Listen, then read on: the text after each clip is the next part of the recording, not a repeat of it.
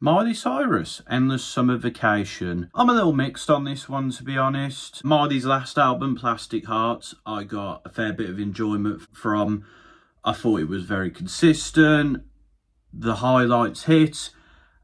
And the rest of the album was pretty good. There was a few bits here and there I wasn't a fan of, but I thought Miley Cyrus crafted a good album. But here, I'm left a bit underwhelmed, to be honest. I mean, when it pops, but when it doesn't, you're left wanting a bit, to be quite honest. In terms of the singles, Flowers was the biggest song of last year in the UK, and I could see why.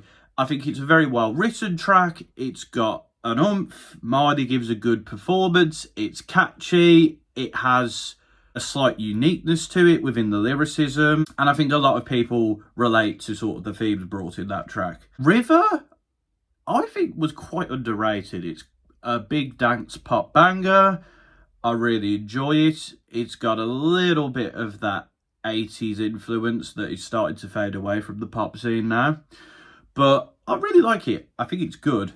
Jaded, fantastic ballad. You really feel the emotion and the feelings, which Miley is able to bring across for the most of the record, to be honest. She's a very good singer and she knows when to emote and when to just play it straight. And that I'm sorry that you're jaded.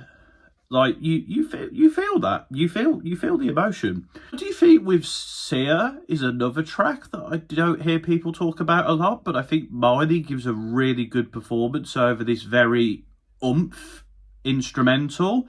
Sia's contribution is very minimal, but you know, it's there and it doesn't deteriorate from my enjoyment of the track. And again, you really feel that emotion and pain in Miley's voice. Because this record, for the most part, it's about Miley finding herself again after, of course, the breakdown of her relationship with Liam Hemsworth. And you get that feeling, for the most part, from this record. Other singles I liked, Used to Be Young, kind of a bonus track, I think, but I'm going to talk about it. It's a pretty good little ballady type track. It's Miley reflecting on her growing up and the person she was and who she is now. And I think it does that well. And Wonder Woman is a pretty good close to the record, although the instrumental is missing a bit of the sauce. Also, how could I forget 1,000 Miles with Brandy Carlisle? Great collaboration. Those two vocally harmonise well. The instrumental's really good, especially the point where it's like bow, bow, bow, bow, bow. Like the little country twang. I really enjoy it, and it's been nominated for a Grammy, and I think it deserves it. Very good track. Forgot to talk about that one though.